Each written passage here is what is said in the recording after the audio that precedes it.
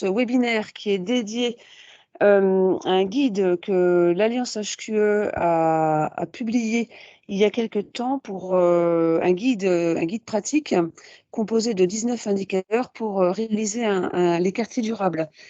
Donc, pour ce webinaire, il sera animé par Charles Renaud, qui est directeur technique de l'UNAM, qui va nous rejoindre. Il y a des petits problèmes dans les transports parisiens ce matin. Donc, moi, je suis Estelle Réveillard. Je vais vous dire quelques mots sur l'Alliance HQE dans quelques instants. Et puis, nous accueillerons Pascale Poirot de l'UNAM, qui est administratrice de l'Alliance HQE-GBC, et puis Étienne Saint-Aubin de l'OGE, qui est également administrateur de l'Alliance HQE, et tous les deux ont participé de façon très active à la publication de ce guide et sont depuis très longtemps investis dans toutes les questions liées à l'aménagement au sein de l'Alliance HQE. Donc, en attendant Charles, je vais dire quelques mots sur l'Alliance HQE-GBC. Donc, l'Alliance HQE-GBC, c'est une association de professionnels pour le bâtiment et l'aménagement durable. Cette association a été créée il y a 25 ans, avec le soutien des pouvoirs publics, et elle a été reconnue d'utilité publique en 2004. Aujourd'hui, elle regroupe à peu près 350 membres, et l'association est également membre français du World GBC, suite à la fusion de l'Alliance HQE et de l'association GBC France en 2016 ou en 2017. Donc, que fait l'Alliance HQE-GBC France? C'est une association qui propose deux cadres de référence, l'un pour le bâtiment et l'autre pour l'aménagement. On les appelle HQE bâtiment et HQE aménagement. Ces cadres de référence proposent une approche de considérer un projet de construction d'une façon tout à fait transversale et basée sur l'équilibre entre quatre engagements que sont le respect de l'environnement, la qualité de vie, la performance économique et le management responsable. Ce qu'on peut dire, c'est que l'Alliance HQE est engagée dans une démarche de progrès continu et qu'au-delà de ces cadres de référence qui aident les certificateurs à établir, qui sont les bases en fait des référentiels, l'Alliance HQE s'engage par ailleurs sur un certain nombre de travaux qui peuvent être liés à la santé, qui peuvent être liés à l'économie circulaire et bien sûr qui peuvent être liés aussi à l'aménagement. Et donc là, je vais laisser la parole à Pascal Poirot, qui va nous expliquer un petit peu la genèse de HQ Aménagement et les contenus. Pascal, je te laisse la Oui, parole. merci Estelle. Bonjour à toutes et à tous. Alors effectivement, très rapidement, je vais revenir un tout petit peu sur la genèse de HQE Aménagement. Ça a commencé en 2004 en fait. Il y a un premier travail qui a été fait à l'initiative de l'association HQE, mais également à l'initiative de l'UNSFOD, donc syndicat d'architectes, et du SNAL à l'époque, qui est ensuite devenu l'UNAM, avec le soutien de l'UNAM pour travailler de manière pluridisciplinaire sur une méthodologie, mais une méthodologie de pilotage d'opérations, justement en vue d'opérations de développement durable, comme Estelle vient de le définir. Ce travail qui est fait en 2004, en fait, donne lieu à la première édition du guide de la démarche HQE Aménagement, qui est publié en 2011. En 2015, finalement, pour compléter ce travail, l'association HQE édite, toujours avec le soutien de l'ADEME, un cahier de recommandations pour le management de l'évaluation. Là encore, c'est le fruit d'un travail collectif avec pas mal de professionnels qui représentent les principales parties intéressées ou parties prenantes, en tous les cas, aux opérations d'aménagement durable. Pour compléter encore ce travail, en 2021, on met à jour le guide de la démarche HQE Aménagement et là, on propose une grille thématique de 19 sujets d'aménagement durable. Donc, ces 19 thématiques, elles arrivent en fait aussi pour assurer une cohérence avec le cadre de référence du bâtiment durable et faciliter un vocabulaire commun entre les acteurs.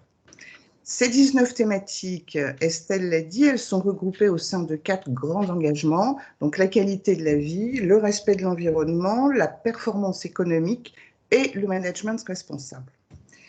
Et puis pour terminer, parce que finalement on sentait bien que dans tous ces guides et dans tous ces travaux réalisés, on sentait qu'il y avait la nécessité d'aller plus loin sur la performance et sur l'évaluation de cette performance. Et finalement, on travaille donc sur le guide que nous allons vous présenter, mais qui ne fonctionne que dans le cadre du système de management d'opération. Peut-être que ce serait bien de mettre voilà, merci, la slide suivante. Alors, ce système de management d'opération, c'est vraiment l'ADN de la démarche HQE Aménagement.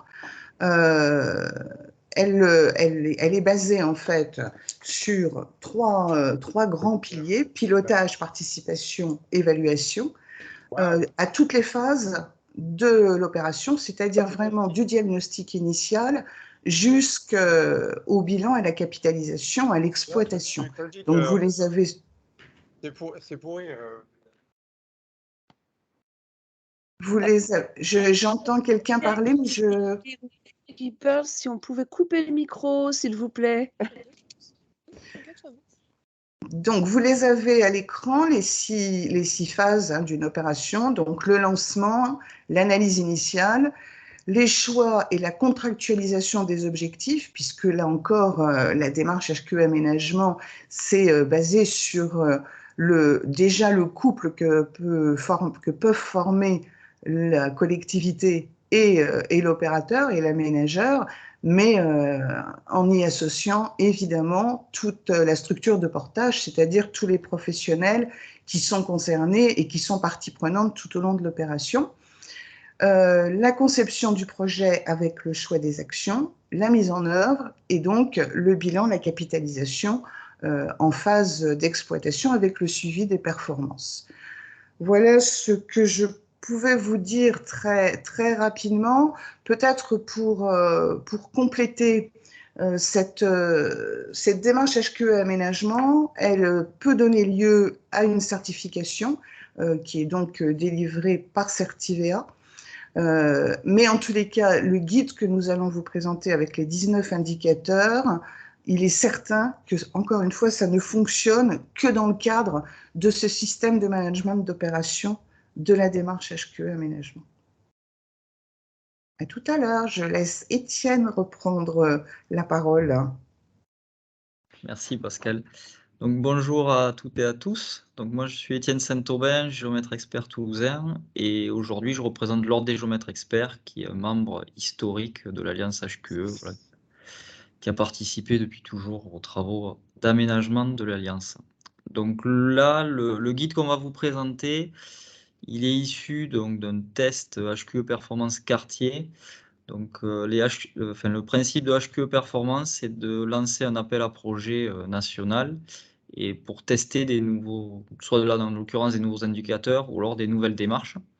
L'objectif là, c'était de tester 30 indicateurs issus de l'expérience HQE Aménagement et voir comment on pouvait les transformer en cas, enfin, on va dire en application vraiment pratique pour tous les acteurs de l'aménagement. Donc le test a eu lieu en 2018. Après, il y a eu un retour d'expérience sur 2019-2020 et on a eu la sortie du guide, donc là, cette année en 2022, où finalement le choix s'est porté sur 19 indicateurs sur les 30. Donc il y en a 11 qui ont été éliminés parce qu'ils n'étaient pas assez, on va dire, probants et assez général. Enfin, il y avait trop de disparités. Voilà. Et donc ce guide, il est là, comme a dit Pascal, pour nourrir la démarche HQE Aménagement avec ce système de management opérationnel. Voilà, donc il s'adresse à tout le monde. Si on peut passer à la slide suivante. Estelle, on peut changer. Alors, j'ai changé, moi, de mon côté. Ça y est. Comment les bon. indicateurs sont-ils construits? Voilà, merci. Donc là, c'est voilà, la feuille un peu exemple comment on les a construits? Donc, on les a construits de manière, on va dire, simple. L'objectif, c'était que ça soit vraiment quelque chose de pratique et d'utilisable pour tout le monde. Donc, c'est une feuille recto-verso à chaque fois, avec, on va dire, sur la première partie, là, en haut, donc sur la partie en haut à gauche, l'explication de l'indicateur, sa portée. Ensuite, on a le périmètre, parce que donc le périmètre, ça souvent, c'est soit c'est le périmètre opérationnel, ça va être votre périmètre d'opération, mais il y en a beaucoup aussi qui sont au-delà du périmètre de l'opération, notamment qui prennent le quartier, la commune, la ville.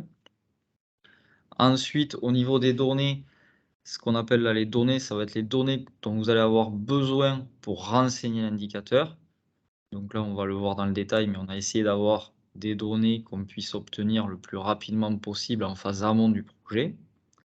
Vous avez ensuite la méthode de calcul, donc comment on assemble ces données pour avoir la valeur chiffrée en fait, de l'indicateur. Et sur le verso, donc l'interprétation, c'est pour replacer le contexte au niveau global, national, voire international dans le cadre du développement durable et des enjeux environnementaux.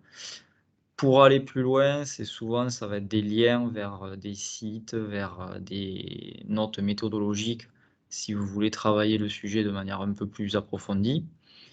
Et les valeurs cibles, c'est des éléments de référence au niveau national ou local en fonction du contexte territorial pour arriver à comprendre le résultat de calcul de l'indicateur, voir comment il se comporte par rapport à ces valeurs cibles. Voilà, donc on va passer maintenant au cas concret, comme on dit. Si on continue, Estelle.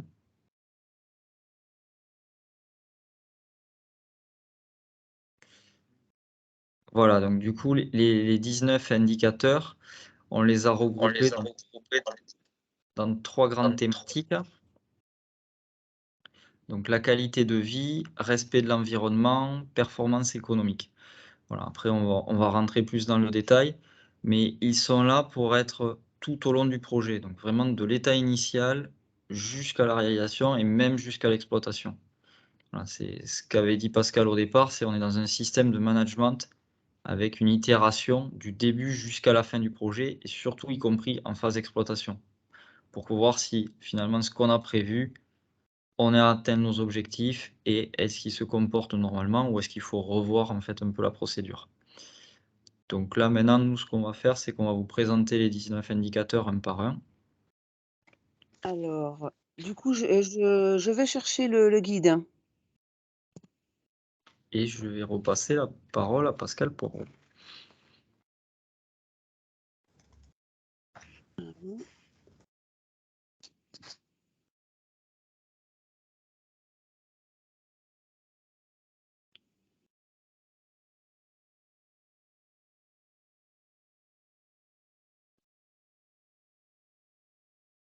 Pendant que Estelle cherche le guide pour nous le mettre à l'écran, est-ce que Charles est arrivé ou pas? Bonjour, oui, je suis arrivé. Ben, peut-être que Charles, Désolé étant pour donné ça. qu'on a 1 ou 2 minutes, on peut peut-être vous laisser la parole pour le mot que vous deviez faire en introduction, le temps que le document apparaisse.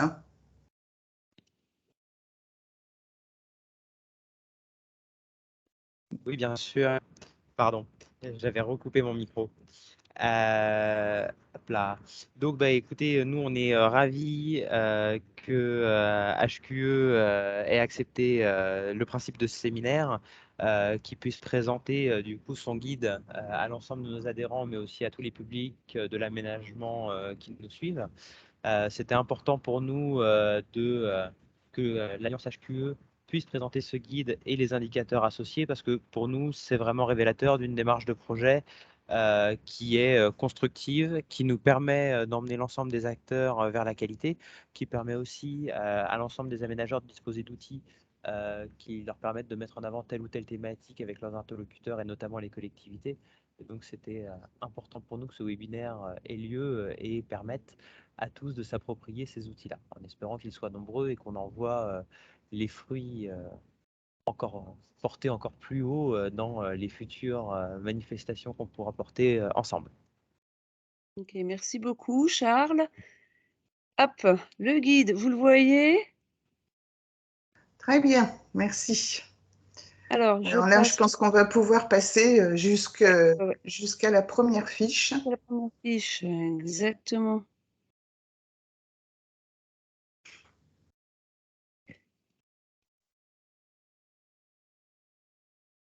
Voilà, Voilà, premier indicateur. merci. Donc je reprends la parole. Donc cette première fiche, elle est sur les indicateurs pour calculer en fait les logements et les espaces de travail sans nuisance. Donc, pour reprendre un petit peu la construction de la fiche, hein, comme Étienne vient de vous la présenter, alors, cet indicateur décrit le nombre de logements et d'espaces de travail, ainsi que les écoles ou les EHPAD non soumis à une nuisance sonore ou une pollution de l'air liée au trafic routier du quartier. Au-delà de la notion d'inconfort ou d'atteinte à la qualité de vie, la pollution de l'air, tout comme la nuisance sonore, peuvent évidemment engendrer des effets néfastes sur la santé. Donc, vous avez les thématiques auxquelles on peut associer cet indicateur, ce calcul de cet indicateur. Les thématiques, là, on va retrouver la santé et le confort et la pollution. Donc, en phase de programme ou de conception, cet indicateur vise à créer ou à préserver des espaces sans nuisance sonore au sein de l'opération. Et on comprend bien sûr que c'est au moment de la conception qu'on va pouvoir intervenir en partie. En phase d'exploitation, cet indicateur permet de caractériser la proportion de l'opération ne présentant pas de nuisance sonore jugée nuisible. La notion de nuisible est une appréciation évidemment subjective, mais qui est basée sur le vécu et sur le ressenti des habitants, ou des utilisateurs d'ailleurs. Cette appréciation est basée sur des bruits générés par l'usage du site ou sur son environnement, tels que les routes, les voies ferrées ou l'activité économique. Le périmètre pour le calcul de cet indicateur, c'est en fait le périmètre opérationnel. Alors, les données qu'on doit avoir pour pouvoir calculer cet indicateur, donc, ce sont les surfaces des zones de calme en mètres carrés, une zone de calme correspondant à une zone non exposée à plus de 55 décibels, soit une zone sans voie classée, donc sans voie classée avec une catégorie inférieure à 5 pour le transport routier et ferroviaire, et dans des zones A à D pour le transport aérien. L'autre donnée, c'est la surface totale de l'opération en mètres carrés. Ça, en général, c'est assez simple. L'acquisition de ces données peut être établie au sein des documents du diagnostic ou de l'étude d'impact du projet, au sein du plan masse et du plan du réseau de transport. Ce sont des informations qui figurent évidemment dans les documents d'urbanisme. Les voiries automobiles et ferroviaires. Donc, les infrastructures de transport terrestre sont classées en 5 catégories selon le niveau de bruit qu'elles engendrent. La catégorie 1 étant la plus bruyante. Un secteur affecté par le bruit est défini de part et d'autre de chaque infrastructure classée, dans lequel les prescriptions d'isolement acoustique sont à respecter, et c'est le préfet de département qui définit la catégorie sonore des infrastructures. Pour être dans une zone de calme, on considère que la surface ne doit pas être dans un secteur affecté par les catégories 1 à 5 ou dans un secteur inférieur, donc à 55 décibels. L'application Cartelli est disponible pour chaque département sur Internet et permet d'obtenir l'empreinte sonore des voies ferrées et des routes. Donc, recherchez la rubrique bruit des transports terrestres sur Cartelli, accompagnée du numéro de département, et vous obtiendrez les données pour votre opération. En ce qui concerne le trafic aérien, pour être dans une zone de calme, on considère que la surface ne doit pas, dans un secteur affecté par les catégories, ne doit pas être dans un secteur affecté par les catégories donc A à D. Et la carte nationale de l'exposition au bruit pour le trafic aérien est disponible à l'adresse plan d'exposition au bruit sur le géoportail du gouvernement. Alors, la méthode de calcul, donc, pour obtenir les surfaces sans nuisance en pourcentage, On divise la somme des surfaces de zones de calme, telles que je viens de vous les expliquer, en mètres carrés, sur les surfaces totales de l'opération en mètres carrés aussi, et ensuite on multiplie par 100 et on obtient le pourcentage des surfaces sans nuisance de notre opération. Si on passe à la slide suivante, donc se rapportant à cet indicateur, évidemment ce niveau sonore maximal proposé est issu des référentiels existants, mais peut être revu en fonction du contexte local. Lors de la création de nouvelles voies, il est recommandé d'estimer le trafic attendu en identifiant les voies les plus empruntées avec une circulation de poids lourds importante. Et afin de limiter les nuisances de ces dernières, l'implantation des bâtiments peut être revue et des solutions curatives de limitation du bruit peuvent être mises en place.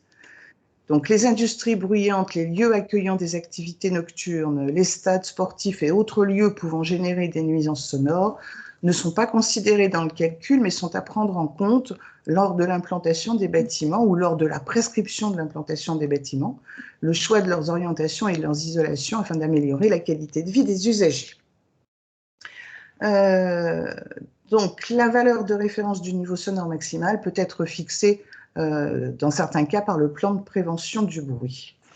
Pour aller plus loin, mais je ne vais peut-être pas vous faire cette lecture-là, mais Étienne, tout à l'heure, vous l'avez dit, on vous donne à chaque fois sur chaque fiche, finalement, des références que vous pouvez aller chercher très facilement. En général, c'est sur Internet. Voilà. Donc là, vous les avez également. La fiche suivante, la fiche numéro 2, c'est sur le calcul de la mixité fonctionnelle. Donc, cet indicateur décrit le nombre de logements ou de bureaux de l'opération d'aménagement situés à une distance maximale de 500 mètres d'un service ou d'un équipement de proximité. Une bonne localisation des services de proximité permet également d'avoir un moindre impact environnemental, ce qui pourra avoir une incidence positive en termes de qualité de l'air, de nuisances, d'émissions de gaz à effet de serre et ainsi contribuer à l'amélioration de la qualité de vie du quartier. Donc, les thématiques auxquelles se rapporte cette fiche, ce sont les mobilités et l'accessibilité, le dynamisme et le développement du territoire. Le périmètre d'étude correspond au périmètre opérationnel, mais inclut également les services et les commerces dans un rayon de 1 km. Les données qu'on doit connaître pour calculer cet indicateur, le nombre de logements et de bureaux à moins de 500 mètres par route ou par chemin d'un service ou d'un commerce de proximité en zone urbaine et 1 km en zone rurale. Alors, des services de base, évidemment, bon, écoles, équipements sportifs, banques, etc. Des commerces, en particulier alimentaires, mais également la restauration, café, tabac, presse, coiffeur, pharmacie, fleuriste, etc. Et la deuxième donnée, le nombre de logements et de bureaux de l'opération. Le calcul, la méthode de calcul, donc mixité fonctionnelle, pareil en pourcentage, c'est le nombre de logements et de bureaux situés à proximité d'un service ou de commerce et sur le nombre total de logements et de bureaux de l'opération et vous multipliez par 100 pour obtenir le pourcentage. Cet indicateur de performance vise à éviter la monofonctionnalité, évidemment, et de vérifier que le projet favorise les déplacements courts, limitant l'usage en particulier des véhicules motorisés. Donc, le véhicule doit être appréhendé en fonction du contexte territorial du projet et du niveau d'équipements commerciaux de proximité existant. Il est évident parce que, quand on a travaillé sur ce guide des indicateurs, on a voulu vraiment que ce soit un outil opérationnel. Et il est évident qu'on ne peut pas avoir le même regard sur une opération au cœur d'une grande métropole et une opération en milieu rural. Donc, évidemment, toujours le contexte territorial, il faut contextualiser. En fonction des résultats obtenus, la collectivité pourra imposer aux aménageurs la création de surfaces réservées aux activités et au commerce, générant ainsi une certaine mixité fonctionnelle et renforçant le sentiment d'appartenance des résidents. Dans ce dernier cas, une prise en compte des livraisons de marchandises est indispensable lors de la conception du plan masse donc déjà pour la permettre, mais aussi parce que du coup, elle va intervenir sur d'autres nuisances possibles, telles que je vous en ai parlé dans la fiche précédente. Alors, les valeurs cibles, donc les distances de référence pour chaque typologie de service sont définies dans le référentiel des villes et territoires durables. La nourriture et les produits d'usage courant, donc l'approvisionnement en produits alimentaires de base, distance de 300 mètres, on considère que c'est une distance raisonnable. Approvisionnement du marché, 500 mètres, mais qui n'est pas obligatoire. Les centres d'éducation, évidemment aussi, les centres sanitaires, les centres sociaux, les centres sportifs, les centres culturels, les centres de loisirs et le point de collecte sélectif de déchets. Et là encore, vous avez le petit laïus pour aller plus loin avec finalement une idée. La prise en compte des déplacements quotidiens constitue un critère important de la qualité de vie. Donc, pour remédier à des temps de trajet trop longs, il est possible de pousser une réflexion en faveur de la programmation de tiers-lieux au sein de l'opération ou à proximité, ou de dispositions en faveur de télétravail en reconsidérant les logements. Les constructeurs de maisons individuelles peuvent le prendre en compte facilement lors de la conception. Ceux des logements collectifs peuvent mettre à disposition un espace de coworking, ou encore la municipalité peut proposer un de ces locaux non occupés pour effectivement aussi faire un espace de coworking. Voilà pour les deux premières fiches et je laisse la parole à Étienne pour les fiches suivantes. Merci. Alors là, on va passer sur la fiche 3, donc c'est l'accessibilité des transports collectifs. Donc là, l'indicateur, il a pour objectif de décrire le nombre de logements et d'activités qui sont situés à une distance. Là, ça va être très territorialisé. C'est 500 mètres, soit 6 minutes à pied dans les zones urbaines denses, et c'est 1 km ou 12 minutes à pied dans les zones plus rurales ou périurbaines. Voilà, cet indicateur, typiquement, il y a vraiment deux catégories. Donc, il faut savoir dans quel contexte territorial on se situe. Ensuite, au niveau de donc il y a la distance et après, il va y avoir la fréquence des passages des transports en commun qui va être prise en compte. Là encore, c'est territorialisé. Donc, si on est en zone urbaine, on est parti sur 30 minutes entre 7h et 20h. Donc, il faut qu'il y ait un passage toutes les 30 minutes entre 7h et 20h. Et si on est en zone rurale ou périurbaine, on change complètement d'idéologie, puisque là, l'objectif, c'est d'avoir au moins un passage le matin et un l'après-midi. L'interprétation, on va le voir, c'est pour les déplacements, notamment domicile-travail, utiliser les transports en commun plutôt que les transports individuels. Donc, au niveau du périmètre pris en compte, on ne s'arrête pas au périmètre de l'opération, on va chercher autour, donc soit dans un rayon de 500 mètres, si on est en zone urbaine, soit dans un rayon d'1 km si on est en zone rurale, à ce niveau-là. Après, donc les données, ça veut dire qu'il va vous falloir récupérer donc, le nombre de logements et les activités et les positionner par rapport aux emplacements là, des arrêts des transports collectifs. Il va falloir connaître donc, le nombre de passages des transports. Et ça sera à peu près tout. Donc ça, c'est quelque chose que vous pouvez avoir tout à fait en phase esquisse avant projet. Donc le calcul, il est assez simple. On va prendre le nombre de logements et locaux d'activité qui va être dans le rayon des 500 mètres ou des 1 km sur le nombre total de logements et de locaux d'activité. Donc plus l'indicateur est élevé, plus vous incitez les habitants à utiliser les transports en commun et donc à baisser les émissions de CO2. Donc après, si on passe au verso de la fiche,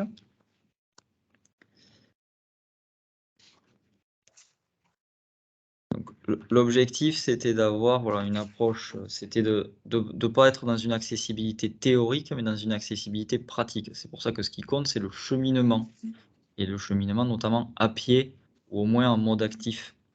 Voilà, donc ça veut dire qu'en fonction du tracé de votre cheminement, ça ne va pas être un cercle, mais ça va être vraiment la personne, elle descend de son logement, elle part de son logement, et elle va jusqu'au point de desserte en transport collectif. Et après, on a voulu mettre en avant aussi la qualité et la fiabilité, d'où la fréquence des passages qui rentre en compte dans le mode de calcul.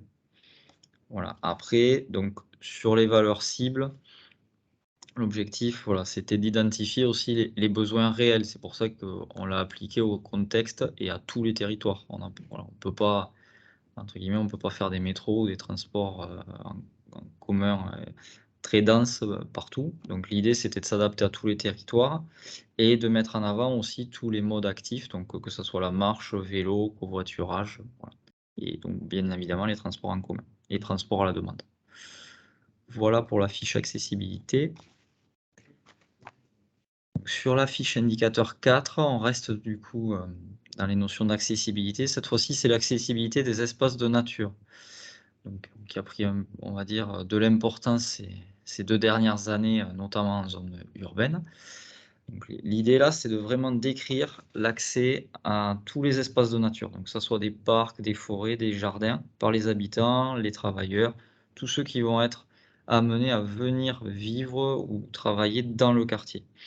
Voilà. Et donc, c'est basé sur sur les études, sur la santé mentale et physique et le bien-être des gens. Donc là, le périmètre, par contre, là, il correspond au périmètre opérationnel. Donc ça, on reste dans l'opération, on ne va pas forcément chercher à l'extérieur. L'objectif, donc au niveau des données, il faut arriver à identifier tous les espaces de nature qui sont à 500 mètres.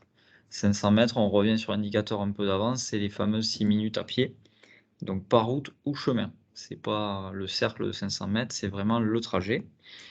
Il faut donc identifier aussi la surface totale de ces espaces de nature en mètres carrés et identifier le nombre total de logements et d'activités.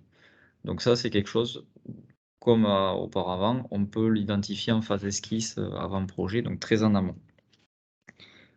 Pour du coup la méthode de calcul, avant de vous détailler la méthode de calcul, par espace de nature, qu'est-ce qu'on entend? On a voulu prendre en compte tous les espaces de nature. Donc vous allez avoir tous les espaces publics, forêts, bois, parcs, fleuves, rivières, étangs et lacs, on les a aussi intégrés puisque voilà, comme c'est la santé physique et le bien-être, on peut avoir voilà, déjà visuellement et puis des parcours de santé autour. Et on a aussi intégré les espaces privés ou partagés. Donc les jardins privés, les jardins partagés, les potagers voilà, sont aussi intégrés dans cet indicateur.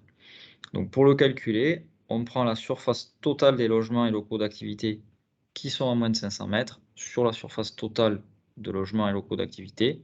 Ça va donc nous indiquer quel est le pourcentage de logements et activités qui est accessible aux espaces de nature.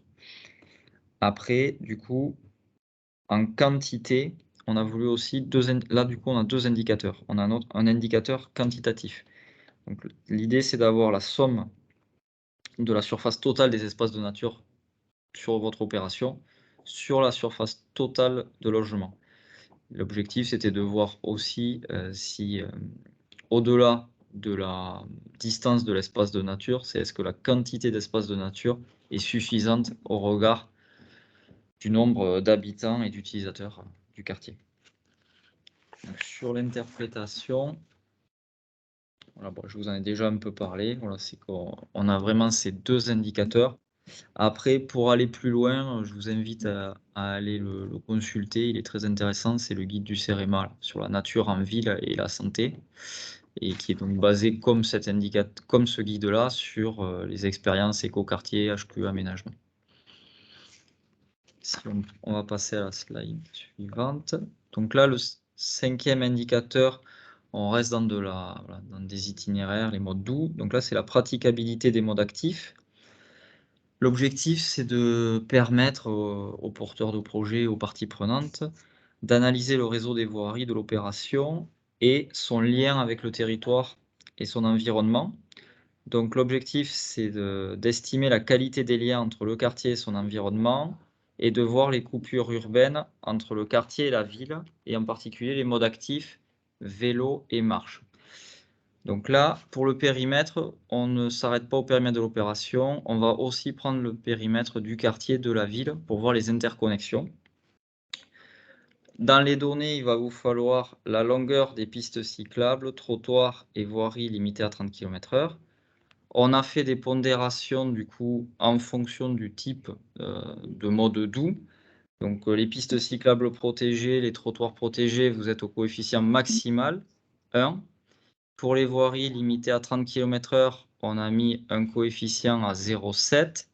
Et pour les pistes cyclables non protégées, on est descendu à 0,5. Donc comme on peut le voir, ça a été un choix longuement discuté. Enfin, il y a eu beaucoup d'échanges dessus. Les voiries limitées à 30 km/h sont au-dessus d'une piste cyclable non protégée.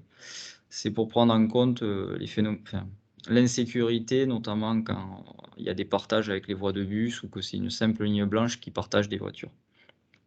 Voilà, donc.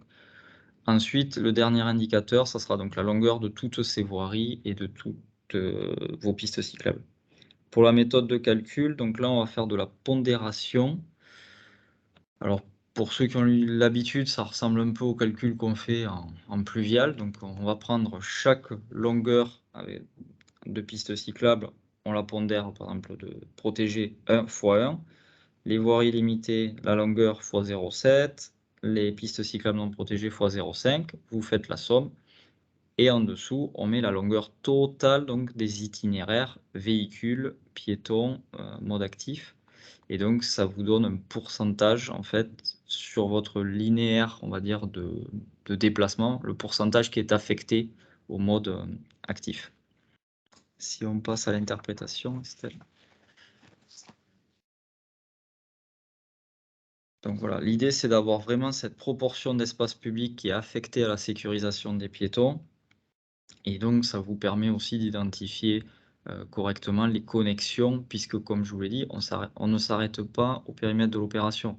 Donc si vous allez chercher des éléments qui existent à l'extérieur de votre opération dans le quartier, ça va rentrer en ligne de compte, et donc ça va faire augmenter forcément l'indicateur.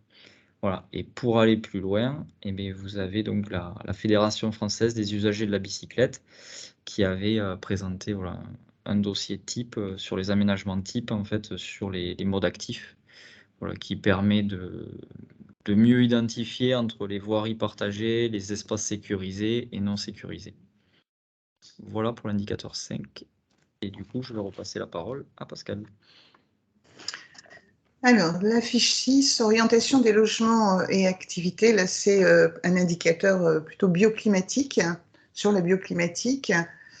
Donc effectivement, on sait bien que l'orientation des logements ou des locaux d'activité est un critère extrêmement important, puisque d'abord il joue sur le confort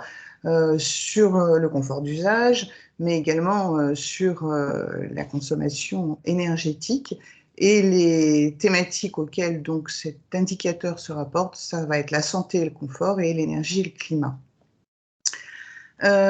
Au niveau de la temporalité, c'est un indicateur qui peut être évalué de la phase de la conception jusqu'à la phase d'exploitation. Et le périmètre à prendre en compte, c'est toutes les constructions neuves ou rénovées inclus dans le périmètre opérationnel. Donc, évidemment, on sait bien qu'au moment de la conception d'une opération d'aménagement, les constructions, sauf les constructions à rénover, mais les constructions neuves, par définition, ne sont pas encore là. Néanmoins, nous sommes, en tant qu'aménageurs, prescripteurs des orientations de tous les bâtiments qui doivent se construire dans nos opérations. Et donc, c'est évidemment à prendre en compte au moment de la conception de notre opération. Les données pour calculer cet indicateur, ce sont les orientations des bâtiments du projet qui peuvent donc être trouvées sur le plan d'implantation, sur le cahier des prescriptions architecturales de l'opération d'aménagement ou plus tard sur le plan des programmes et des permis de construire disponibles auprès des promoteurs des différents lots. Alors, je dirais qu'on va faire une opposition entre les logements ou les locaux qui ne sont pas mono-orientés, quelle que soit leur orientation. Et puis, l'autre donnée, c'est le nombre total de logements et de locaux d'activité. La méthode de calcul, toujours en pourcentage, pour calculer les bâtiments non mono-orientés. Donc, c'est le nombre de logements ou de locaux d'activité non mono-orientés sur le nombre total de logements ou de locaux d'activité qu'on multiplie par 100 pour obtenir un pourcentage. Donc cet indicateur, il peut être calculé à partir des phases de conception des lots privés ou au moment du dépôt des permis de construire. L'interprétation, donc, il est plus approprié pour les logements que les locaux d'activité. L'exposition optimale des pièces dépend de la région et de la zone climatique, mais en fait, tout ça, c'est évidemment pour favoriser les appartements traversants qui permettent une meilleure ventilation naturelle des espaces et qui réduisent la surchauffe. Et en ce moment, compte tenu de ce que nous connaissons en France et ailleurs dans le monde, on comprend combien ça peut être confortable et intéressant. Par contre, cette orientation, alors cette multi-orientation, elle peut s'avérer plus compliquée pour les petits logements, type logement étudiant. Donc, une réflexion doit alors être faite pour trouver une solution de ventilation peu consommatrice d'énergie.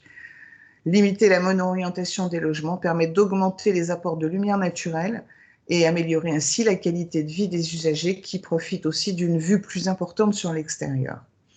Le but est de traiter prioritairement de façon passive le confort d'usage et de vie et la réduction des besoins énergétiques, donc avec une orientation optimisée des bâtiments, en recherchant la compacité des bâtiments tout en conservant un apport solaire naturel, en disposant d'un logement traversant d'une bonne inertie thermique et de protection solaire, favorisant les apports solaires l'hiver mais en les limitant l'été, et en ayant recours éventuellement à de la végétalisation pour traiter le confort d'été. Je te relaisse la parole, Étienne. Merci. Alors là, on passe Alors, sur... je suis désolé, j'interviens une seconde, mais il y a plusieurs questions dans le chat et je pense que c'est intéressant de les traiter dès maintenant avant de passer à une deuxième rubrique. Donc, je les prends dans l'ordre. Il y avait une question de Monsieur Beoletto sur le choix du périmètre pour l'indicateur 5. Avec donc une question où le choix du périmètre était compliqué sur la mise en œuvre. Comment sortir un bon indicateur sur une commune très étendue? L'indicateur 5, c'est l'accessibilité à la nature, c'est ça? Non, c'est les modes actifs. Ah, c'est le mode actif, d'accord. Du coup, oui, ce n'est pas évident, effectivement. L'objectif, après, sur cet indicateur, c'était de vraiment mettre en valeur les modes actifs. Donc, potentiellement, si on a une commune qui est très étendue, on peut avoir on va dire les espaces d'activité ou les espaces publics, les équipements publics qui peuvent se retrouver assez loin. Donc du coup, on va être à plus de, fameux plus de 6 minutes. Donc en termes de densité. Après, ça peut permettre aussi de mettre en avant les différences de densité dans le futur quartier. Et donc, peut-être d'inciter à mettre plutôt la densité côté mode actif. Mais c'est pour ça que dans le périmètre, il faut tenir compte des équipements des équipements publics et des besoins des futurs habitants. Alors, on n'est pas obligé d'aller prendre toute la commune, mais il faut penser pratique et aux besoins des futurs habitants ou des futurs travailleurs. Voilà. Qu'est-ce qu'ils vont avoir besoin de faire? Et donc, c'est ça qui va justifier un peu le maillage des modes actifs.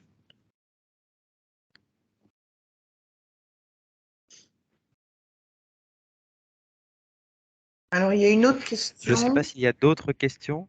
Alors oui, il y en a une autre sur le chat. Y a-t-il eu une analyse entre les orientations ventilation et la RE 2020 qui, pour limiter les ponts thermiques, limite les surfaces vitrées et considère que les flux d'air sont a priori des déperditions d'énergie?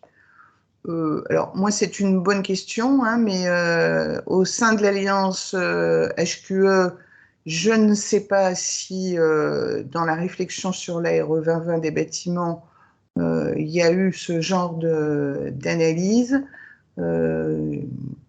Au sein de l'opération d'aménagement, là, moi, je suis incapable de répondre à cette question. Hein. Je ne crois pas qu'il y ait eu cette analyse-là. Là, on a quand même des retours sur la RE 2020 puisqu'il y a eu des appels à projets, mais là, on n'en a pas assez pour arriver là.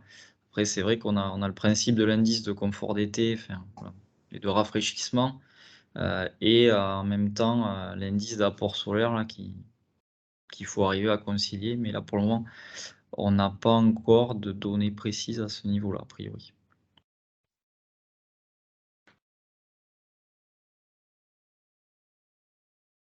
Mais je crois qu'il n'y a pas d'autres questions. Donc, Je ne sais pas s'il y a d'autres questions, que les personnes se manifestent. On va pouvoir passer à la suite.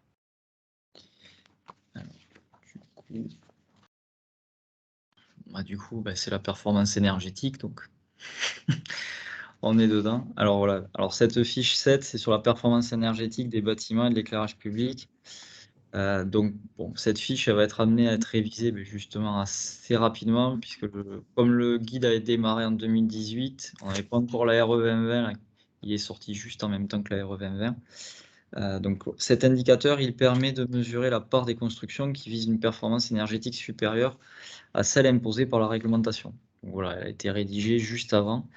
Donc selon le contexte et les ambitions de l'opération, les bâtiments à prendre en compte peuvent être les bâtiments publics, les bâtiments du parc social, les bâtiments privés. L'idée, c'est de simuler une part prévisionnelle des surfaces performantes et donc de définir les exigences à imposer sur les lots privés. Là, l'objectif, c'est de se situer en amont de la réalisation pour savoir où vous allez mettre l'accent dans les cahiers des charges sur la performance énergétique. Est-ce que c'est dans une zone en particulier? Si c'est sur l'ensemble de l'opération, c'est arriver à identifier tout ça. Donc au niveau du périmètre, donc là on reste dans le périmètre opérationnel. Au niveau des données, il faut arriver à déterminer la consommation d'énergie des points lumineux, donc ça c'est pour la partie éclairage public. Voilà. Donc là il vous faut, on va dire qu'à partir du moment où vous avez défini vos espaces publics, vous serez en mesure d'identifier le nombre de points lumineux et donc la consommation globale.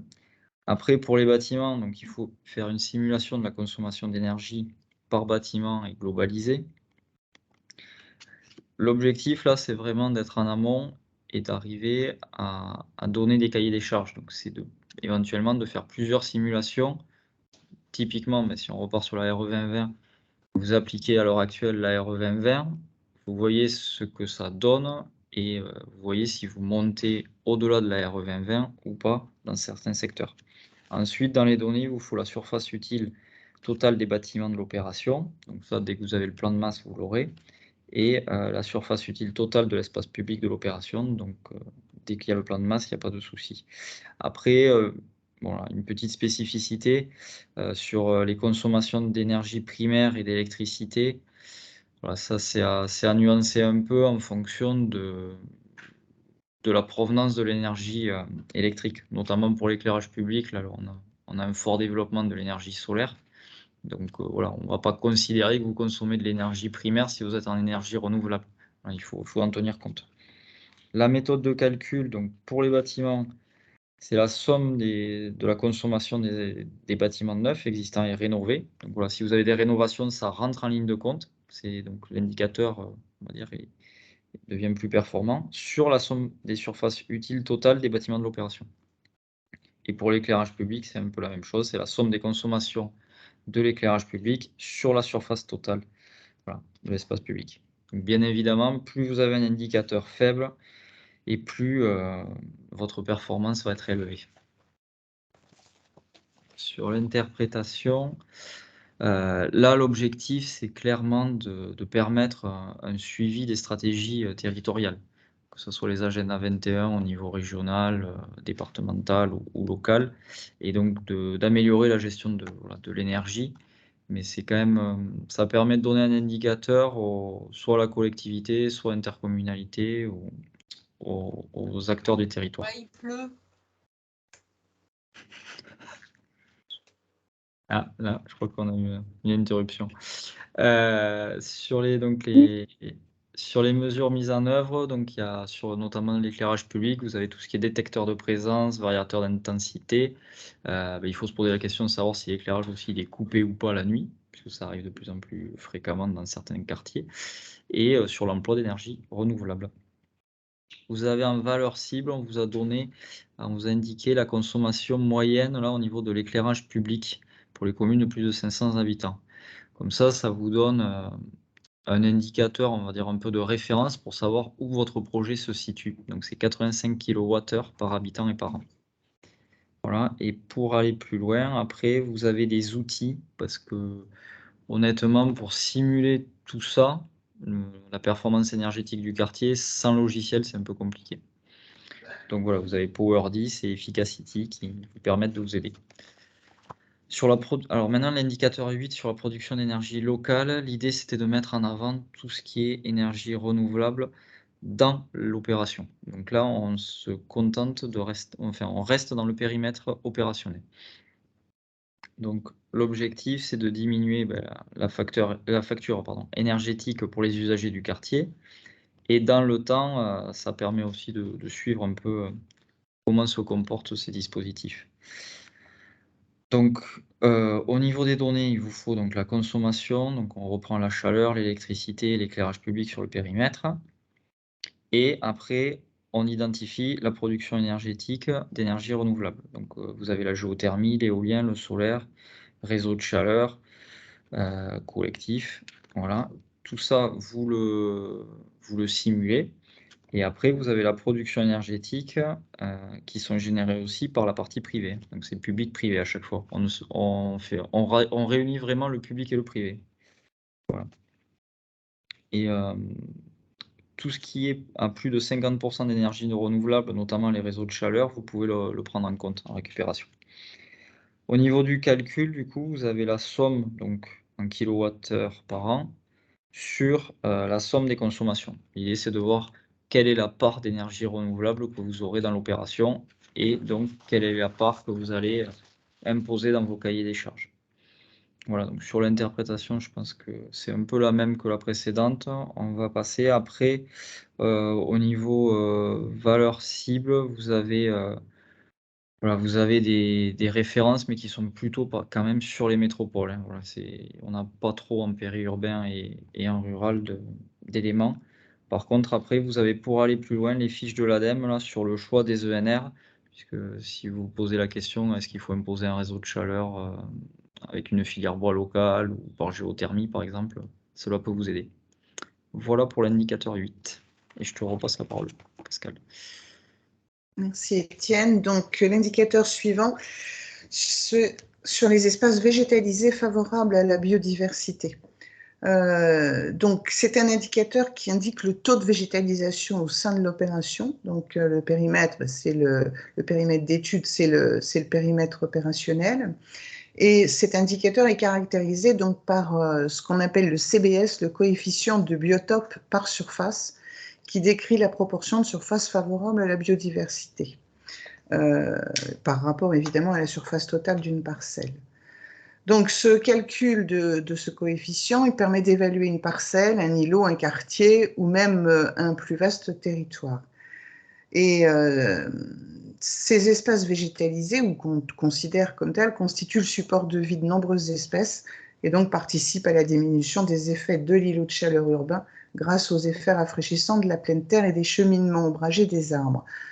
Donc les thématiques auxquelles on peut raccrocher cet indicateur, c'est évidemment la nature et la biodiversité, c'est également le paysage, le patrimoine et l'identité, mais on pourrait également évidemment le rapprocher de la thématique santé, cadre de vie. Enfin bon, c'est le genre d'indicateur qui est intéressant à bien des niveaux. Pour cet indicateur, la comparaison avec l'état initial de la parcelle ou de l'opération est préconisée parce qu'en fait, l'objectif du diagnostic de l'état initial est de conserver les espaces d'intérêt écologique existants ou et de les améliorer pour accueillir de la biodiversité. On peut intervenir parfois sur des secteurs où on améliore la biodiversité par rapport à l'état initial. Donc c'est quand même aussi intéressant de le savoir et de pouvoir le mesurer et l'évaluer.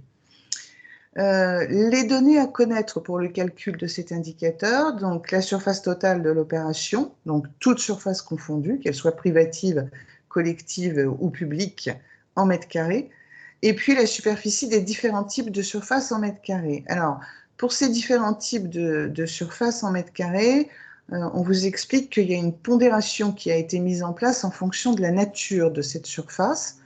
C'est un coefficient de valeur écologique qui est compris entre 0 et 1 et qui définit son potentiel. Par exemple, un sol imperméabilisé en asphalte a un coefficient égal à 0, c'est-à-dire qu'il n'est absolument pas favorable du tout à la biodiversité. Par contre, un sol en pleine terre est associé à un coefficient égal à 1, c'est-à-dire au maximum. Ensuite, on peut pondérer. Alors, si je prends 10 mètres carrés de pleine terre, on vous dit c'est 10 mètres carrés de surface favorable à la biodiversité. Par contre, si on prend les murs et les toitures végétalisées, déjà, elles ne sont à considérer qu'à partir de 12 cm de substrat. Et en fait, elles ont un coefficient de 0,5 ou 0,7 respectivement. Donc, les murs végétalisés, c'est un coefficient de 0,5. Les toitures, c'est un coefficient de 0,7.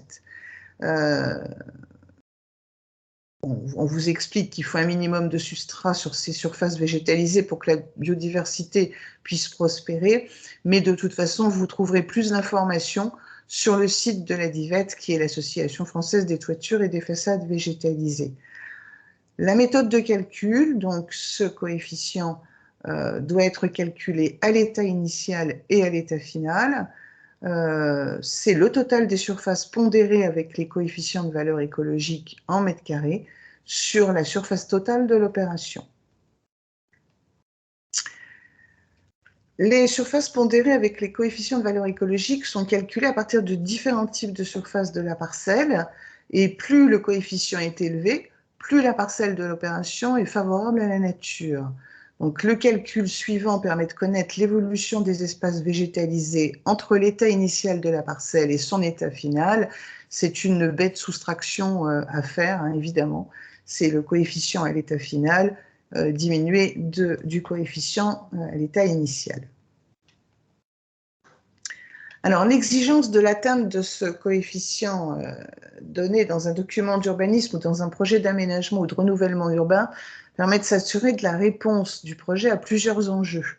Donc, il s'agit de diminuer les effets d'îlots de chaleur urbains, d'augmenter l'infiltration des eaux pluviales et l'alimentation des nappes phréatiques, de créer et de valoriser des espaces vitaux pour la faune et la flore.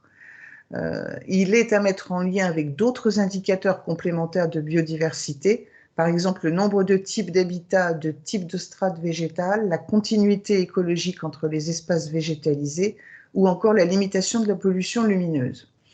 La plantation d'arbres, d'arbustes et la continuité de pleine terre seront d'autant plus favorables à la biodiversité et à la prolifération des espèces sur le site, tout comme l'installation de refuges pour la faune et de nichoirs. La teneur en matière organique des sols, dont celles issues du compostage, est aussi à prendre en compte et ne doit pas être trop faible.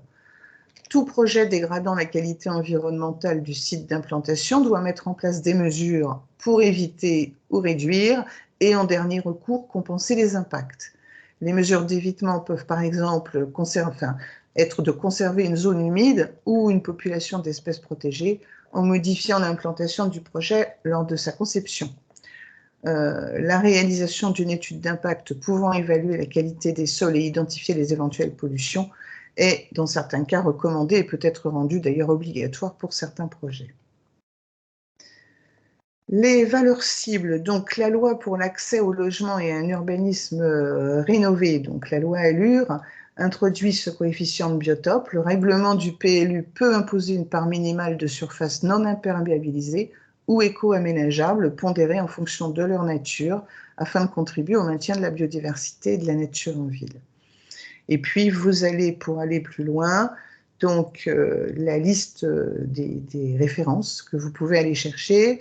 Donc, une fiche de l'ADEME sur le coefficient de biotope par surface, un document que vous trouverez sur Sésame, donc un produit innovant sur les arbres et arbustes urbains qui a été fait avec la ville de Metz et le CERENA. Vous avez également le guide inventé que vous trouverez sur le site du ministère de la Transition écologique. Et puis, vous avez également les règles professionnelles que vous trouverez sur le site de la DIVET pour la végétalisation des toitures et des murs. La fiche numéro 10, l'indicateur numéro 10, c'est le coefficient d'imperméabilisation. Donc, cet indicateur décrit le taux moyen d'imperméabilisation au sein de l'opération, soit le rapport entre la surface imperméabilisée et la surface totale considérée, et le périmètre à prendre en compte, et donc le périmètre de l'opération. Selon le contexte et les ambitions de l'opération, cet indicateur peut être détaillé en 3 niveaux. Le coefficient global du projet, donc niveau minimal à prendre en compte, le coefficient associé aux parcelles publiques et celui lié aux parcelles privatives. Pour cet indicateur, la comparaison avec l'état initial, là encore, est préconisée. En étape conception, il permet d'optimiser les revêtements des différentes surfaces, de choisir les matériaux les plus adaptés pour l'aménagement et d'identifier les exigences qui seront imposées aux lots privés pour atteindre la performance globale visée. En étape réalisation et sur la base des résultats obtenus en conception, il permet de proposer des coefficients aux lots privés. En effet, dans le cas où l'imperméabilisation est traitée et gérée au niveau d'une zone d'aménagement dépassant le cadre de la parcelle de l'opération, les dispositions prises à l'échelle de la zone d'aménagement peuvent permettre de justifier de l'atteinte du niveau de performance visé. Les thématiques auxquelles cet indicateur se rapporte, évidemment, c'est la thématique de l'eau, mais c'est aussi la thématique de la maîtrise foncière.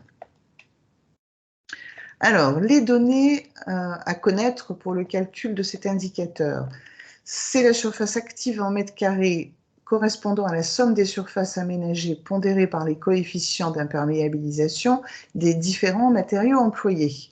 Les coefficients d'imperméabilisation peuvent être proposés par des règlements locaux, par des référentiels, par des démarches d'aménagement urbain ou par les constructions durables existantes. On vous a en tous les cas détaillé dans le tableau qui suit les coefficients d'imperméabilisation en fonction de la nature de la surface. Je vous laisserai en prendre connaissance, hein, je ne vais pas vous le détailler maintenant. L'autre donnée à connaître, c'est la surface totale de l'opération en mètres carrés. On vous signale qu'en présence de surfaces qui ne seraient pas couvertes par le tableau, la valeur du coefficient d'imperméabilisation devra être définie en cohérence avec les autres valeurs du tableau.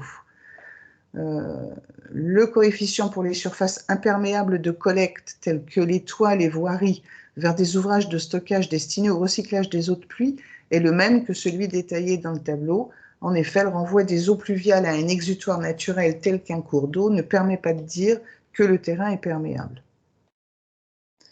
La méthode de calcul, donc, encore une fois, ce coefficient d'imperméabilisation doit être calculé à l'état initial puis à l'état final, et c'est la division en fait, de la somme des surfaces actives sur la surface totale de l'opération qu'on multiplie par 100 pour obtenir un pourcentage.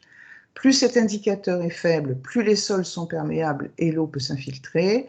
Et le calcul suivant permet de connaître l'évolution en termes d'imperméabilisation du sol entre l'état initial de la parcelle et son état final. Et vous retrouvez une bête soustraction, évidemment, entre les deux coefficients que vous multipliez par 100 ensuite. Au niveau de l'interprétation, le contexte du projet, le réseau hydraulique, la qualité des sols avec leur capacité d'infiltration, les usages des espaces et les exigences réglementaires doivent être pris en compte dans l'interprétation des résultats. Dans le cas de figure d'un projet de renouvellement urbain, les résultats du diagnostic préalable peuvent être utilisés pour fixer la référence et des actions de désimperméabilisation peuvent être envisagées. Les collectivités peuvent fixer des valeurs cibles plus ambitieuses que celles fixées par les documents de planification. Des référentiels comme Aura utilisent cet indicateur et ont fixé 2 niveaux pour les valeurs cibles, entre 0,3 et 0,4 ou inférieur à 0,3. Et pour aller plus loin, vous avez sur le site du CEREMA des fiches qui visent à faire connaître à travers des retours d'expérience des solutions variées de désimperméabilisation ou de renaturation de sols urbains. La fiche suivante, alors, c'est sur l'albédo. Donc, les propriétés, on le sait, des matériaux de construction sont des facteurs de la particularité climatique du milieu urbain. Donc l'albédo constitue la fraction de la lumière qui est réfléchie ou diffusée par un corps, une surface ou un milieu. Ainsi, chaque matériau n'ayant pas le même comportement face au rayonnement solaire, le type de matériau qu'on va choisir a une influence sur l'albédo et donc sur le confort climatique urbain. Pour cet indicateur, la comparaison avec l'état initial de la parcelle est préconisée, le périmètre d'étude correspondant au périmètre de l'opération. Les thématiques auxquelles on peut raccrocher cet indicateur, c'est l'énergie et le climat, et la santé et le confort. Les données qui sont à connaître pour le calcul de cet indicateur, ce sont les surfaces en mètres carrés des différents types de surfaces urbaines. Elles sont à retrouver sur le plan de masse. Une analyse de l'état initial du site, notamment par une caractérisation de la nature des terrains, est nécessaire. Et la pondération des surfaces s'effectue à partir de la somme des surfaces de chaque type, multipliée par la moyenne des deux valeurs d'albédo de chaque type de surface. Et l'autre donnée, c'est la surface totale de l'opération en mètres carrés. Alors, on vous a fait un petit schéma avec justement les coefficients d'albédo de certains types de surfaces.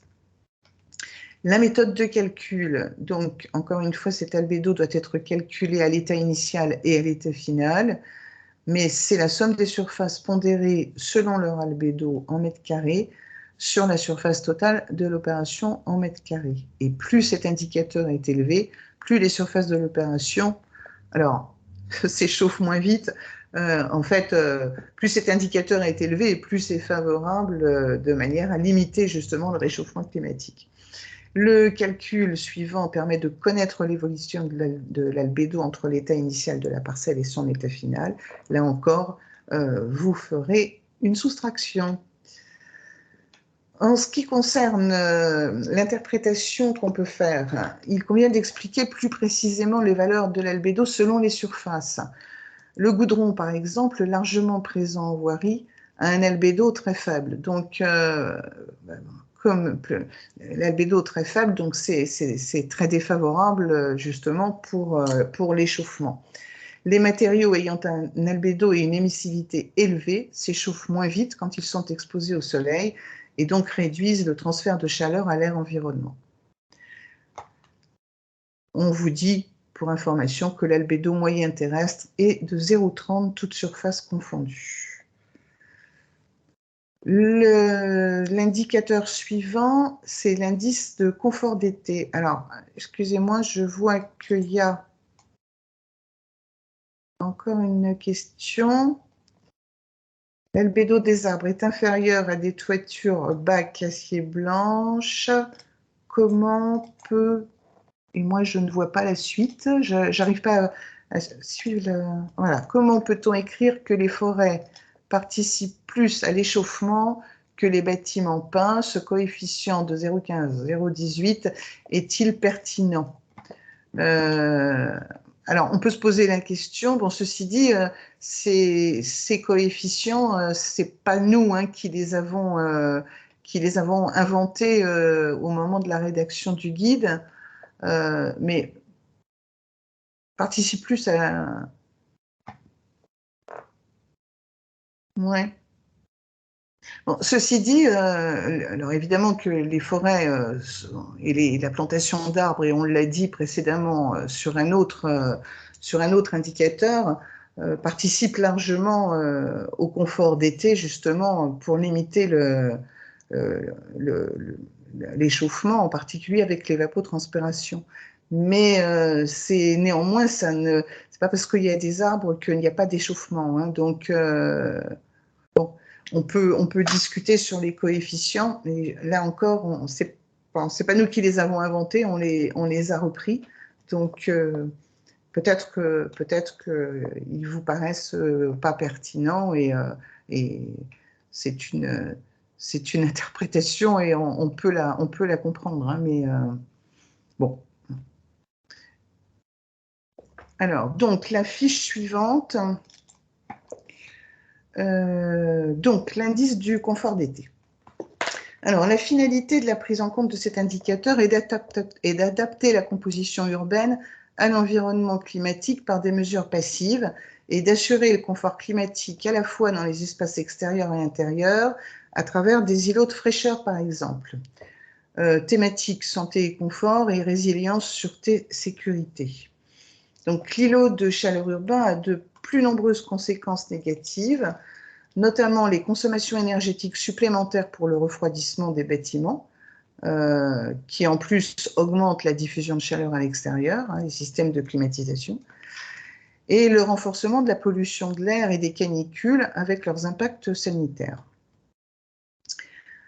Les données à connaître, alors le périmètre d'étude correspond au périmètre de l'opération, et les données à connaître, c'est le coefficient de perméabilité, donc l'inverse du coefficient d'imperméabilité, 0 pour imperméable et 1 pour perméable, le taux de végétalisation, donc 0 pour le revêtement imperméable, 1 pour la forêt, et l'albédo, 0 absorbant et 1 réfléchissant. Donc on revient 0,30 en moyenne et 0,2 pour une forêt. On reprend les mêmes indicateurs, je suis désolée. Donc la méthode de calcul, l'indice du confort d'été, c'est 1, le coefficient d'imperméabilisation, enfin 1 moins le coefficient d'imperméabilisation, plus le taux de végétalisation, plus le bilan radioactif sur 2,3. Plus l'indice de surchauffe est élevé et plus le quartier limite la surchauffe urbaine. Donc cet indicateur a une vocation pédagogique. Il vise à partir d'indicateurs usuels aux aménageurs à construire un indice de lutte contre les effets des îlots de chaleur. L'augmentation des canicules au fil des années a généralisé l'évaluation du confort d'été à l'échelle des bâtiments, notamment dans la construction neuve. Cette évaluation à l'échelle des quartiers est complémentaire et permet d'appliquer les solutions à l'ensemble de la zone d'habitation ou la zone d'activité. Le principe étant de juger la capacité de rafraîchissement de l'opération. Bien entendu, il ne remplace pas en conception les outils de simulation qui peuvent prendre en compte davantage de paramètres influents tels que les vents, les apports des activités humaines et les ombrages, et en phase d'exploitation, les mesures de température qui peuvent être réalisées à différents moments et endroits du site. Il peut être complémentaire d'une approche qualitative qui consiste à identifier des dispositifs prévus pour diminuer l'impact des ICU, donc les ICU, les indicateurs. Voilà. On peut citer par exemple les espaces d'eau et de nature, l'orientation du projet par rapport au climat, notamment l'orientation des rues par rapport au vent dominant. On peut citer aussi l'ombrage des espaces publics, la prise en compte de l'albédo des espaces construits ou le choix de revêtements clairs pour limiter le rayonnement et la diminution du rapport entre les espaces construits et les espaces libres plantés. Autre exemple, la végétalisation du bâti permet de profiter des bénéfices de fraîcheur et de l'évapotranspiration. Pour aller plus loin, on vous signale un guide de l'ADEME, qui est disponible sur le site de l'ADEME, Diagnostic de surchauffe urbaine, et également un outil qui est édité par le bureau d'études E6 et qui vous donne plus d'informations et on vous donne l'adresse internet du site. Et je vais redonner la parole à Étienne pour la fiche suivante. Nous sommes en retard. Oui. Donc on passe à l'indicateur 13, c'est les terres excavées réutilisées. L'objectif, c'est donc de préserver la ressource et le traitement des déchets et de recycler les terres présentes sur site. Donc il y a deux intérêts, c'est donc au-delà du réemploi et de la préservation de la ressource naturelle, c'est de limiter les incidences environnementales sur le transport dans la phase de chantier. Au niveau du périmètre, donc on reste dans le périmètre opérationnel. Au niveau des données, il faut arriver donc à estimer le volume de terre donc déjà généré au niveau travaux publics, que ce soit pour les ouvrages, on va dire les infrastructures publiques, tout ce qui est espace public, voirie, route, et y compris dans la partie privée, donc y compris les bâtiments. Donc, c'est un indicateur qui a vocation à évoluer dans la conception et l'évolution du projet. Au départ, forcément, il y aura un système de ratio, puisque vous n'aurez pas assez de données. Et par contre, en phase de DCE, là, vous aurez beaucoup plus d'éléments. Et donc, il faut, après, à partir de ce volume global, identifier aussi le volume de terre qui peut être réemployé, que ce soit en structure de chaussée, ou qui est donc évacué dans un rayon assez limité. La méthode de calcul, donc du coup, c'est tout simplement le volume de terre réemployé ou évacué, mais vraiment à proximité. On a mis 1 km sur le volume de terre généré global. Donc, on a un pourcentage qui va vous donner votre taux en fait on va dire de réemploi ou de réutilisation sur site ou à proximité. Alors, au niveau de l'interprétation, donc, on a identifié cet indicateur et on a voulu absolument le mettre. On l'a mis aussi, nous, dans l'agenda 21 d'ailleurs de la profession. C'est parce que ça a un impact très très fort quand même sur la ressource naturelle, notamment au niveau des carrières, et sur les transports, et donc notamment au niveau des nuisances sonores et émissions de CO2 dans les zones urbaines, puisque ça réduit l'utilisation des engins de chantier. Donc, au niveau pratique, l'idée, c'est donc de bien différencier les terres en amont, c'est-à-dire est-ce qu'il y a des terres déjà polluées ou pas. Après, voilà, de bien séparer la terre végétale et d'arriver à la mettre dans un endroit pour pouvoir la réemployer ensuite. Donc, ça veut dire que ça impacte aussi la gestion du chantier et la gestion de le phasage d'avancement. Ensuite, du coup, forcément, tout ce qui est parking souterrain qui est avantagé au niveau imperméabilisation des sols, là, ça devient défavorisé. Et voilà, l'idée, c'est d'avoir une approche multicritère. Donc là, on est en plein dedans, puisque le parking souterrain va être à 100% en excavation. Et voilà, c'est à peu près tout. Après, pour aller plus loin, là, il n'y en avait pas. Là, voilà, là, c'était vraiment l'idée d'avoir un cas pratique. Donc, si on passe maintenant sur la suite, on reste donc dans la valorisation, c'est l'indicateur 14, là c'est la valorisation des déchets de chantier. Donc c'est hors tout ce qui est terre. Tout ce qui est terre, on l'a traité dans l'indicateur 13. L'indicateur 14, c'est vraiment les déchets de chantier. Donc ça va être les déchets, s'il y a de la démolition, typiquement s'il y a de la démolition. Donc arriver à avoir un diagnostic en amont pour savoir on démolit ou on démolit pas. Si on démolit et on déconstruit, qu'est-ce qu'on peut réemployer? Et après aussi, en phase d'exploitation, ça permet aussi d'avoir un bilan lors de la réalisation du chantier et en phase utilisation. Où vont tous les déchets? Est-ce qu'il y a une partie des déchets qui peut être recyclée, typiquement les déchets organiques avec des composteurs, des jardins partagés? Donc tous ces éléments-là, ça rentre dans l'indicateur 14.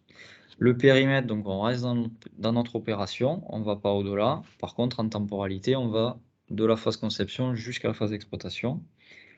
L'objectif, c'est donc de sortir au niveau des données, il faut arriver à estimer le volume total des déchets produits lors du chantier en mètres cubes et le volume total de déchets valorisés, recyclés, réemployés au cours de la phase chantier en mètres cubes. Donc sur les déchets typiquement de déconstruction, ceux qui sont à prendre en compte, c'est les inertes, banals, dangereux. On ne va pas rentrer dans le détail, vous avez la liste. Et sur la méthode de calcul, on retombe sur un pourcentage, volume de déchets valorisés ou recyclés ou réemployés sur le volume total de déchets produits. Voilà, ça c'est un indicateur qui a vocation au niveau de l'interprétation. Cet indicateur, il met en avant en fait la préservation des bâtiments existants. Forcément, si vous conservez les bâtiments qui sont dans votre emprise d'opération, vous allez moins détruire, donc vous allez avoir un indicateur élevé. Au contraire, si vous déconstruisez, il va falloir beaucoup réemployer pour que votre indicateur soit performant. Voilà, donc ça, ça dépend aussi de la politique locale menée au niveau des déchets. Donc il faut se renseigner sur les centres de tri, les centres de réemploi. Pour aller plus loin, vous avez le guide là, comment mieux déconstruire et valoriser les déchets là, du BTP, qui a été rédigé par l'Organisation pour le respect de l'environnement dans l'entreprise. Il date de 2018, mais il est toujours d'actualité. On va passer à l'indicateur 15. Donc là, on sort des déchets, mais on reste dans la réutilisation. C'est sur la réutilisation potentielle des eaux pluviales. L'objectif, c'est de décrire la quantité d'eau de pluie qui peut être réalisée dans le périmètre de l'opération, et notamment pour l'employer pour l'arrosage, le nettoyage des espaces publics, les sanitaires. L'idée, c'est de préserver la ressource naturelle, et donc notamment de réduire la consommation en eau potable, et de réduire les surcharges sur les réseaux, vu qu'on est quand même de plus en plus dans de la densité. Donc le périmètre, vous restez dans le périmètre de l'opération. Au niveau des données, la surface de collecte des eaux pluviales en mètres carrés, donc là on reprend l'indicateur imperméabilisation, parce que vous l'avez déjà calculé, donc vous allez pouvoir savoir combien vous avez de mètres carrés de toiture sur votre opération. La pluviométrie, elle est assez simple à trouver là sur le site climatedata.org. Donc vous l'avez en millimètres par an. Et donc du coup, quand vous faites les millimètres par les mètres carrés, vous vous retrouvez avec un volume global en fait, qui est récupéré par les toitures d'eau. Et l'objectif, du coup, pour savoir arriver à calculer la réutilisation, c'est de savoir quel pourcentage de ce volume d'eau vous allez pouvoir réutiliser. Voilà. Sachant qu'alors forcément au niveau des toitures végétalisées, voilà, des différents types de toitures, vous avez les coefficients là de perte, hein, puisque forcément la toiture végétalisée, elle limite l'imperméabilisation, mais du coup vous avez moins d'eau qui peut aller dans les cuves de rétention. Au niveau de l'interprétation, ouais. Voilà. Donc cet indicateur, il dépend forcément de la conception du bâti, et donc il faut penser à optimiser la surface de collecte des eaux pluviales. Si on a des toitures un peu, on va dire un peu disparates et un peu éparpillées, ça va être compliqué de les rassembler à un même endroit pour pouvoir les réutiliser. Donc ça impacte aussi l'implantation du bâtiment.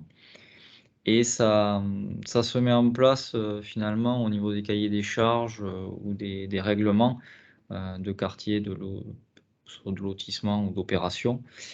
Et ce qui est aussi important, c'est quand même de fournir un carnet d'entretien et d'utilisation en phase d'exploitation, parce que c'est bien de le mettre en place, mais encore faut-il bien prévenir les futurs usagers de l'utilisation et des choses à faire et à ne pas faire. Voilà.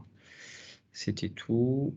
Et après, au niveau des valeurs cibles, on n'en a pas vraiment donné. On a dit qu'il fallait se référencer un peu aux documents d'urbanisme, mais surtout au niveau de la politique locale, et à discuter avec le syndicat ou le gestionnaire du réseau d'eau potable. Et je repasse la parole à Pascal. Merci. Juste... Oui, non, je pensais qu'il y avait une autre question. J'ai répondu, alors j'en profite avant de parler de cette fiche indicateur sur le renouvellement urbain. Il y avait une question sur l'indicateur 12, pas sur l'albédo, mais dans la méthode de calcul du coefficient d'échauffement. Il y a une coquille sur le guide qu'il faudra qu'on corrige. Ce n'est pas le bilan radioactif, c'est le bilan radiatif. Donc, c'est l'albédo. Voilà, je voulais le dire à tout le monde. Alors, donc, cette fiche numéro 16 sur le renouvellement urbain. Donc, les thématiques auxquelles cet indicateur se raccroche, c'est le paysage, le patrimoine et l'identité, et l'adaptabilité et l'évolutivité.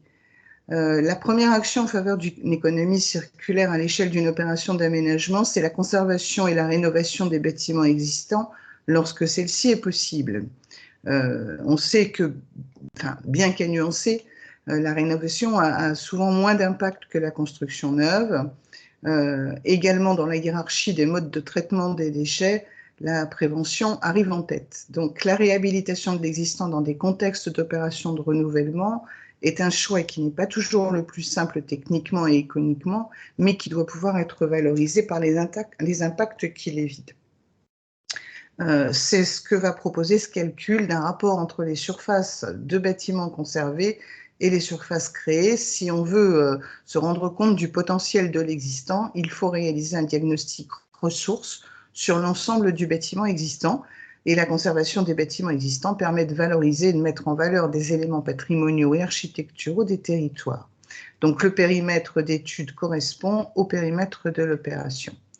Les données à connaître pour calculer cet indicateur, il s'agit de la surface de plancher des bâtiments conservés et rénovés en mètres carrés et la surface de plancher des bâtiments neufs en mètres carrés.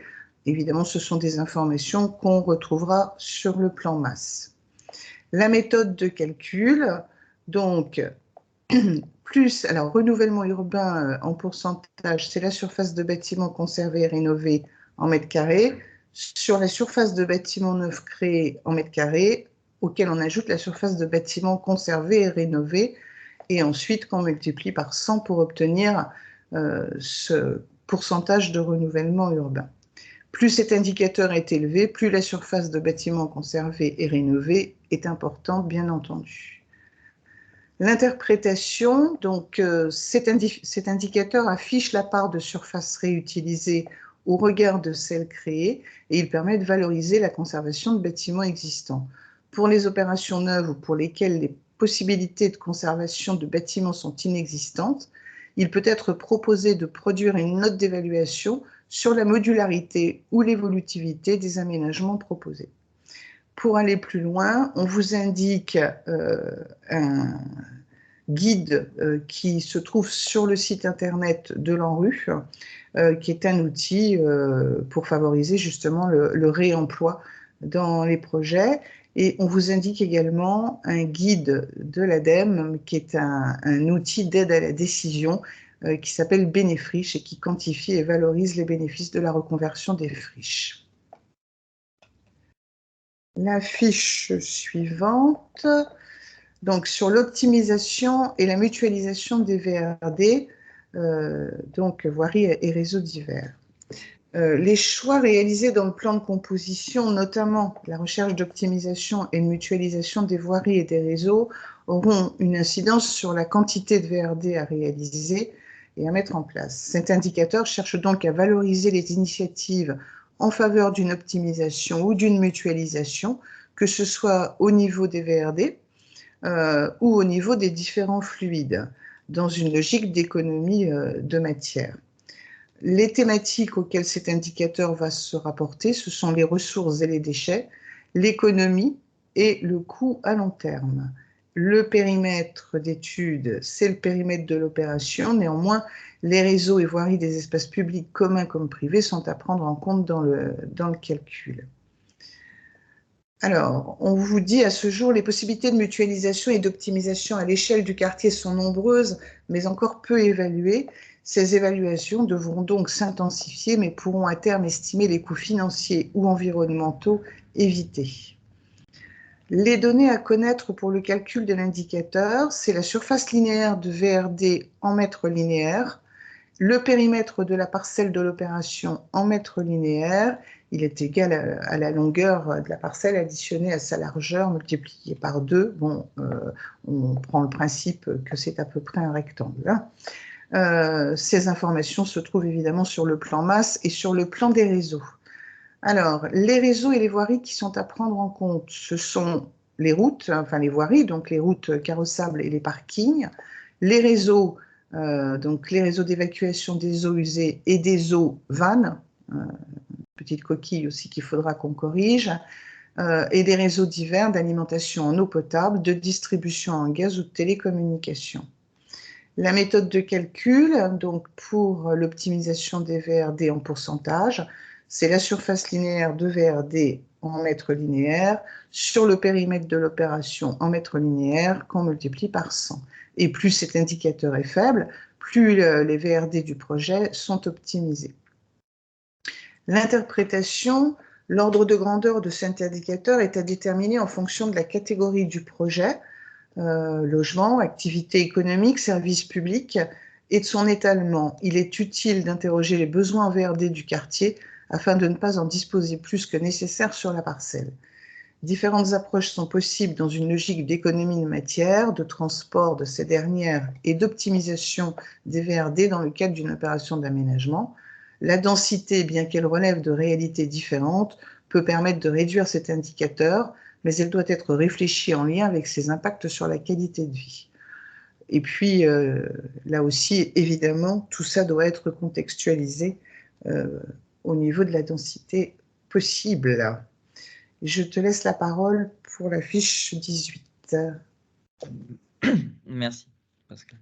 Alors la 18, là, on rentre dans l'emploi local ou en insertion. Il s'agit d'avoir une estimation des emplois générés par le projet, de la phase d'études et travaux, et jusqu'à, on va voir aussi à l'exploitation. Et donc, toutes les prestations sont prévues. L'idée, c'est d'estimer, donc, au niveau des données, le volume, on va dire, horaire et le nombre d'intervenants qu'il va y avoir sur le projet du début jusqu'à l'exploitation, et d'identifier s'il y a un enjeu pour les acteurs territoriaux d'un recours à l'emploi local ou en insertion. Donc là, au niveau du périmètre, on reste dans le périmètre opérationnel, mais au niveau des discussions, il y a quand même des discussions à avoir avec les collectivités territoriales au niveau emploi. Donc au niveau des données, donc, cela concerne le maître d'ouvrage et tous les prestataires qui interviennent directement dans le projet. Donc des études jusqu'aux travaux, conception, construction et aussi exploitation. Les seuls qui sont exclus, ce sont les fournisseurs des composants, des matériaux. On va le voir, c'est plutôt la fiche après. Et pour un projet, donc pour la partie exploitation, du coup, les prestataires sont compris, donc y compris nettoyage, espace vert, enlèvement des déchets. Mais par contre, de même, les fournisseurs sont inclus. Au niveau donc, du coup, de la méthode de calcul, l'objectif, c'est d'avoir le nombre d'entreprises prestataires locales qui interviennent sur un projet. Alors, le grand débat, ça a été qu'est-ce qu'on entend par local? Donc, du coup, on a choisi collectivement d'appeler local un prestataire dont le siège ou une agence locale est implanté à une distance inférieure ou égale à 50 km ou dans la région administrative du chantier. Ça, c'était notamment pour des territoires peut-être plus ruraux où on a des zones assez étendues et on n'a pas forcément une concentration très forte d'entreprises locales. Au niveau de l'emploi en insertion, là, on n'est plus sur le nombre, mais on est d'entreprises, on est sur le nombre d'heures travaillées par la main-d'œuvre en insertion sur le nombre d'heures travaillées total. Alors, bien évidemment, ces éléments-là, vous allez les affiner au fur et à mesure de l'avancée du projet. En phase avant-projet esquisse, vous allez avoir du mal à estimer le nombre d'heures travaillées. Voilà. En phase consultation marché, ça sera plus évident. Bon. Donc c'est quelque chose qui est évolutif au fur et à mesure du projet. Si on passe à la phase interprétation et valeurs cibles, voilà, donc alors pour la clause d'insertion, donc c'est un article spécifique qui est déjà présent dans les appels d'offres, notamment publics. C'est destiné à favoriser l'emploi des personnes en difficulté, que ce soit les personnes en handicap, les chômeurs, en réinsertion professionnelle, les jeunes sans qualification. Donc ça, cette clause, elle apparaît sous un nombre minimum d'heures que l'entreprise retenue devra justifier. Voilà. Et au niveau des valeurs cibles, on a donné quand même quelques éléments. Donc au niveau des prestataires locaux, c'est satisfaisant à partir de 50% d'emploi d'entreprises locales. Et au niveau des heures d'insertion, donc on peut considérer, à confirmer avec les collectivités, mais en dessous de 5%, on considère que c'est faible, et à partir de 8%, on considère que c'est élevé. Donc voilà, ça donne des fourchettes à atteindre. Et on arrive au 19e et dernier indicateur, qui est un peu dans la lignée du 18, c'est sur les produits et matériaux issus de filières locales. Donc cet indicateur, l'idée c'est de décrire le nombre de fournisseurs locaux mobilisés lors du projet d'aménagement, que ce soit pour les produits, les équipements et toutes les matières premières. Donc ça vient compléter le 18. Un fournisseur est dit local si l'extraction de 50% du volume de ces matières premières, leur transformation et leur assemblage sont réalisés à moins de 150 km du projet ou dans la même région. Voilà, donc il ne suffit pas que ce soit une entreprise qui livre un produit, il faut que le produit ait été vraiment élaboré à moins de 150 km ou dans la même région administrative. Donc cet indicateur, par contre, il prend aussi en compte les matières issues d'une filière locale de valorisation des déchets. Donc, bien évidemment, l'idée, c'était de mettre en valeur le réemploi et le recyclage. Donc, si voilà, il y a des filières de recyclage avec des produits qui viennent d'une autre région, ça rentrera en ligne de compte pour favoriser le développement de ces activités. Et ça permet aussi de les identifier, de les mettre en valeur. Donc le périmètre, on reste dans le périmètre opérationnel, c'est votre opération qui compte. Et au niveau des données, donc ce qu'il vous faut obtenir, c'est le nombre de fournisseurs locaux de matières premières utilisés lors du projet d'aménagement et le nombre total de fournisseurs connus. Donc comme pour le précédent, on va dire que votre connaissance de ces données va évoluer au fur et à mesure de l'avancement du projet, au fur et à mesure que votre projet rentre dans le détail. Et au niveau de la méthode de calcul, du coup, on retombe sur quelque chose d'assez classique maintenant, c'est le nombre de fournisseurs locaux sur le nombre total de fournisseurs et la masse des produits et matériaux locaux sur la masse totale des produits et matériaux. Donc là, au niveau de la masse, soit vous faites du quantitatif, on va dire en nombre, soit vous faites avec des mètres cubes. L'idée, c'est d'avoir quelque chose qui soit un peu réaliste par rapport à la part de chaque matériau. Au niveau de l'interprétation, l'objectif clair, on va dire, et assumé de cet indicateur, c'est vraiment d'inciter à la consommation et à l'emploi des ressources locales, l'approvisionnement par le biais de circuits courts et aux modes de production locaux. Voilà, les doubles objectifs, c'est améliorer et contribuer à l'économie du territoire dans lequel le projet vient s'implanter, et aussi de permettre de réduire le transport des matières premières et des émissions de gaz à effet de serre, puisque ça arrive assez fréquemment qu'on ait des produits qui traversent un peu la planète pour venir dans les projets. C'est un peu mettre en avant, voilà, tous ces éléments-là et voir si on peut mieux faire. Je vous remercie. On a fini. Estelle, tu reprends la parole, je crois, pour finir. Après. Ouais, bah, OK, merci beaucoup, à tous les 2 pour cette présentation, très détaillée des 19 indicateurs. La question qu'on a envie de poser, c'est quelle est la suite? La suite, on en a un peu parlé. Ouais. L'objectif, c'est que comme ce guide, on l'a voulu très pratique avec des formules finalement pas si compliquées que ça. L'idée, ça serait de passer sur une formule un peu web de calculateur qui vous permettrait de rentrer les données là qu'on vous a présentées et que ça vous calcule tout simplement automatiquement en fait les indicateurs pour que tout le monde soit incité à rentrer dans ces démarches en fait, de type HQE aménagement et dès la phase conception pour, on va dire, lever un peu les freins et rentrer ces approches multicritères, on va dire, dans une majorité de projets essentiels. Et ça permettrait d'automatiser le calcul, mais bon voilà, c'est un nouvel outil à développer pour HQE, si je comprends bien. C'est ça.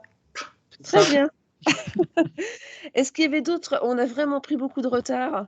Est-ce qu'il y avait, d'autres questions dans le chat? Je regarde. Non, je crois que c'est bon. Bon, bah, très bien. On va, je pense, commencer à travailler sur un outil, digital peut-être à la rentrée? Hein? Bon, bah, parfait. Et puis on va corriger quelques petites Et puis coquilles. on va corriger. Alors il y a 2 coquilles, on Le va les corriger. radioactif. On va les oui, on va les corriger. On a pris note de ça. Charles, est-ce que tu veux ajouter quelque chose? Écoutez, non, le calculateur, ce sera un outil très pratique pour que les aménageurs s'emparent encore plus de vos indicateurs. Donc, je pense pouvoir dire qu'on l'attend avec impatience. Bon. Et je vous remercie en tout cas de toute la présentation très détaillée, très complète, qui permet vraiment de bien comprendre le fonctionnement des indicateurs, leur construction et leur utilité.